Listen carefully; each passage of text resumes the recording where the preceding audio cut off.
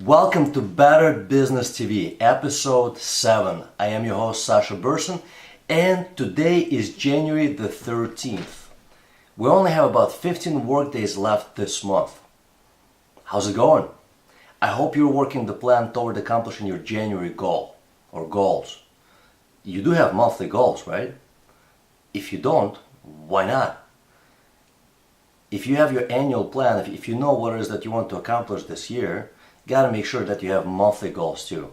If you don't, take a moment to write them down today, like now, so you know what it is that you're working for. Otherwise, life and business is a grind. I hope you had a nice weekend, by the way. I did. Mine started early. As I was getting ready for a meeting on Friday, I got a call from my son's school, from the nurse's office, asking me to come and pick him up. He was playing on a slide and had a little accident. I come to the nurse's office and his face is just covered in blood. I mean, it's a mess. But he's smiling, he's playing with his iPad, and all he wants to do is go back out there and play. And that is serious resilience. You know, a lot of business owners facing the daily grind lose the passion for what they do. They struggle, they try different things, they don't work. They forget why they started the business in the first place. They start hating the business, everything that comes with it, and they want to quit. And I know business can be really hard. I know it really well. I know it firsthand. I've been there. I've done that. But if you keep in mind why you started the business in the first place, if you do have your goals for the business and you have the plan that you're working, it's okay. You're going to overcome those moments of weakness, which we have a lot of. You will have that mental resilience. You will want to go out there and play again. It's really important. So again, if you have your goals, but you don't have them written down, write them down. If you have goals but don't have a written plan, write out the things that you're going to do to accomplish the goals. And if you lost passion for your business, just take a moment right now, today, and write down what it is or why it is that you started the business and what it is that you love about your business. On another side of the paper, you can write down the things that you hate about it and maybe ways to get rid of those things in your business. But you got to remember why you started the business and what you love about it. Anyway, today I want to talk to you about how to get more clients without doing much more than you already do. You know, I think statistics says that something like 85% of businesses do not have a good follow-up system, or any follow-up system for that matter. So here's what happens.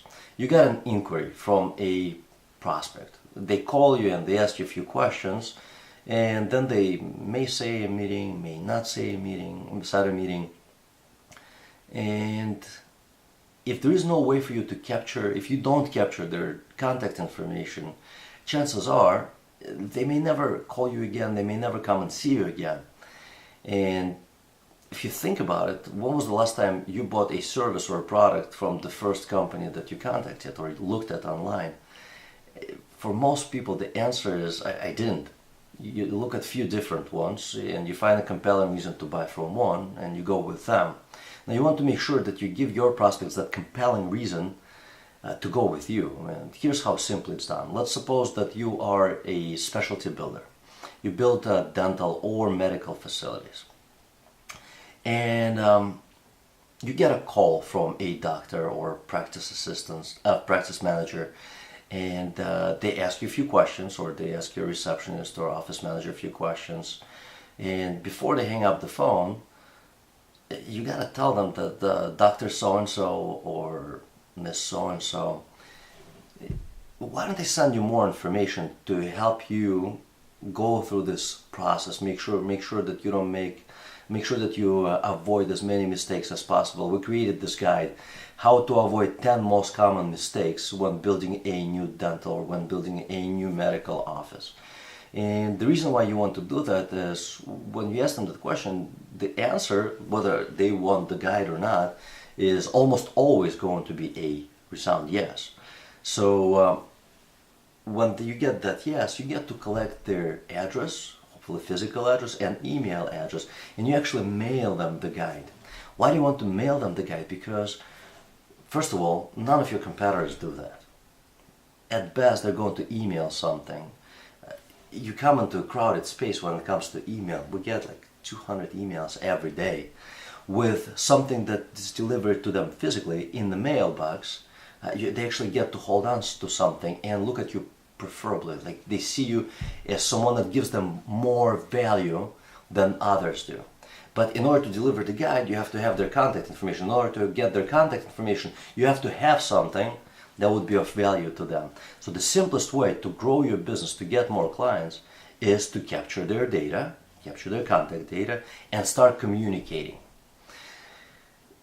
Most people really get into the sales process, most buyers get into the sales process after 5th or 7th contact, and they usually buy after about 12 communications. I'm not making this up. This came from National Association of Sales Executives. They've done a study, I think it was around 2008, and this is how they came up with the statistics. They sampled something like 2,000 different organizations, and this is how they got the info. So it may sound complicated, but if you think about it, are there 12 different things that your prospective clients want to talk to you about? 12 different things that may be of importance to them. If there are, and I guarantee you, it doesn't matter what business you're in, there are a dozen things that you can talk about to your clients that will be of interest to them. Just make a list of all the things that are of interest and write a little something about each topic. If you have a hard time, if you don't like writing, do one better. Have someone else interview you. It could be someone from the office. They can ask you questions on each one of those 12 topics, and you'll give them answers. And as you give them answers, just record as you're giving those answers. And once you recorded those answers, you can have them transcribed. Go on elance.com, set up an account. It takes about 30 seconds, and just post a job. Say, I want this recording transcribed.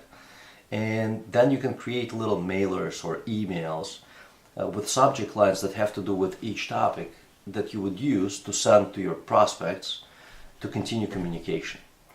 Now, you got to make sure that each communication that you send to your prospects, there is a call to action, but that's a subject for a next episode. Before I wrap this up, I just want to tell you that I hugely appreciate you taking the time to watch these videos, whether you do them first thing in the morning or sometime during the day. I know your time is important, and I know that we're all super busy and everyone has very little time for things. So you taking the time to watch this is just really, really appreciate it. All right, have an awesome Monday. I will see you here tomorrow.